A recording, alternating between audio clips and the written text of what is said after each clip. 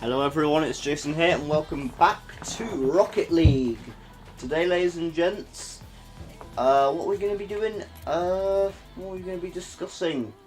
What to discuss? I made this video a bit of a panic because I realised I haven't uploaded for 2 days, or more like for 1 day, because I had a big upload that I was having some trouble editing. It's a Krav Maga skits video. If you guys are interested in that, I recommend you check it out. Now, today's topic, I think, what should we discuss? I thought we should discuss something big. Ooh. Ooh. Oh. Crap, there's the wind.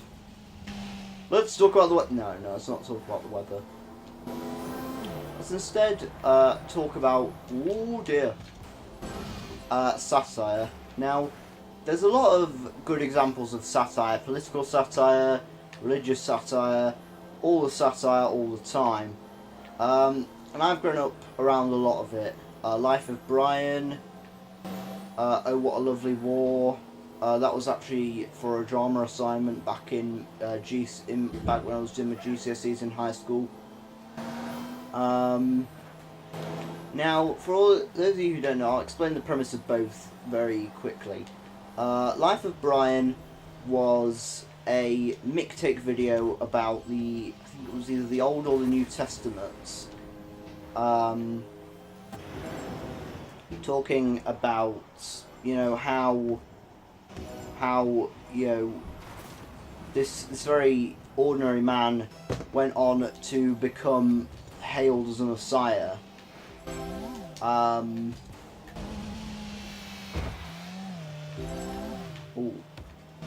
So this man named Brian goes through all these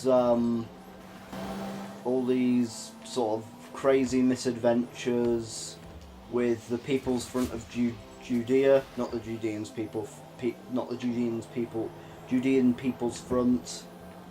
No, the People's Front of Judea, and yeah, that's basically the simple premise of it. Now, for Oh What a Lovely War, it's just a really out of this world, extraordinary sort of spots the semiotic for World War One. That's it put simply. Now, that's not to say it's a bad movie, but I mean, it did start off as a play, I believe. I actually did a piece based on it for my drama exam, and I got a C. Not gonna lie, pretty impressed with myself. I actually passed something like drama. Honestly, didn't think I would have it in me.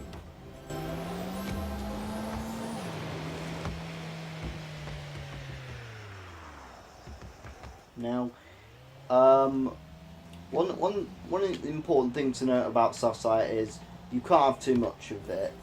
If you do have too much satire, things just become over-ironic. And I see things like the Private Eye will poke fun at anything political that happens within Britain.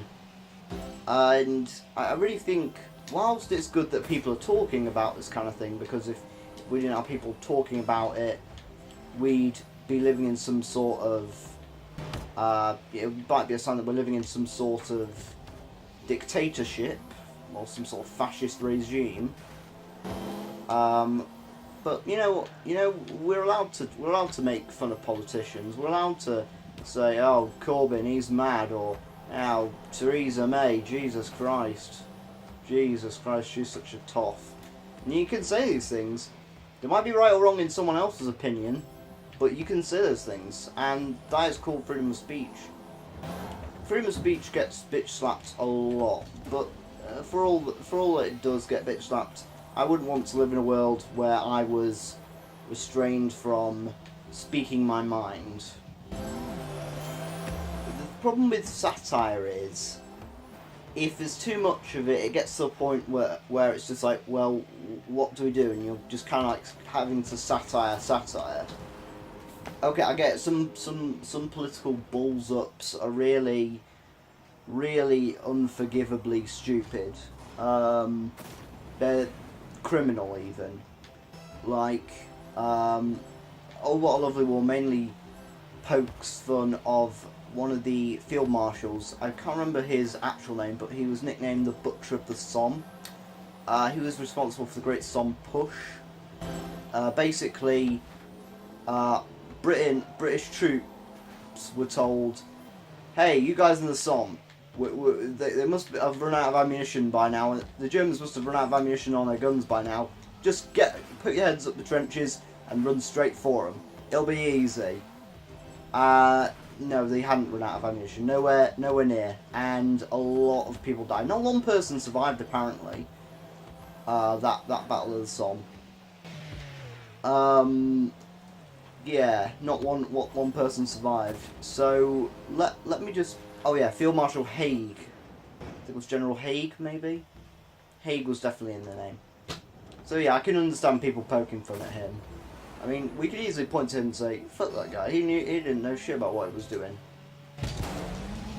But as easy as it is to poke fun at people, perhaps we shouldn't be doing it too much. Otherwise, it's just like, well, where do we stop? If someone sneezes in Parliament, are we going to start making jokes about that? Is this life now? The problem is, oh god, the winds have taken the door. The problem is, people are complaining about things effectively instead of coming up with solutions, and that's a bit of a waste of effort in my opinion. Sure, you can write a real nice piece of satire and inspire other people to try and make satire, but what's satire really going to do in the long run? Aside make people laugh and say, politics. I mean, come on people.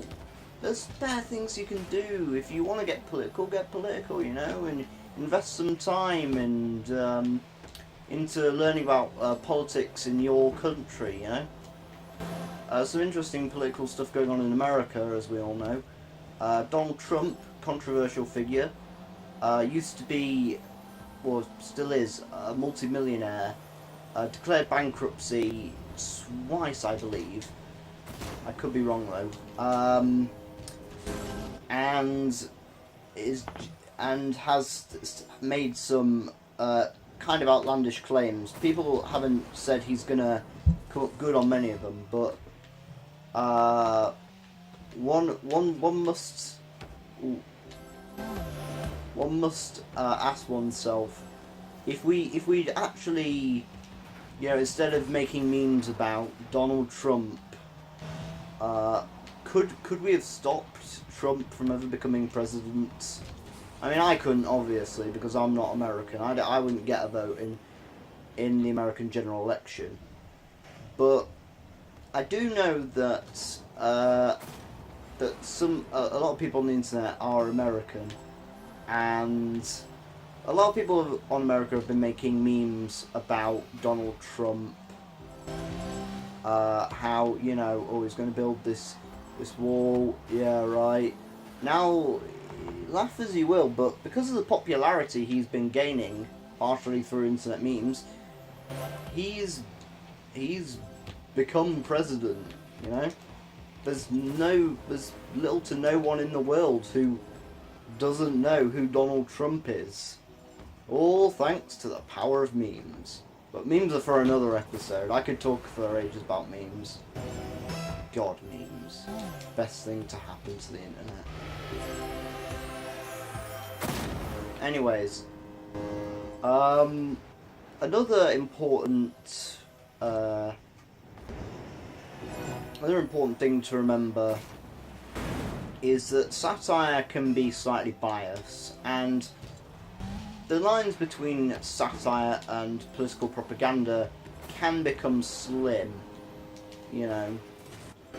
It's, of course, this is one person's perspective of something happening, but, you know, yeah, you can't. You gotta give multiple sources a try. Just because one makes you laugh doesn't mean it's necessarily the right option. No, you gotta give multiple sources of information, different tries. Like if I base everything I if I based everything I thought about life in general off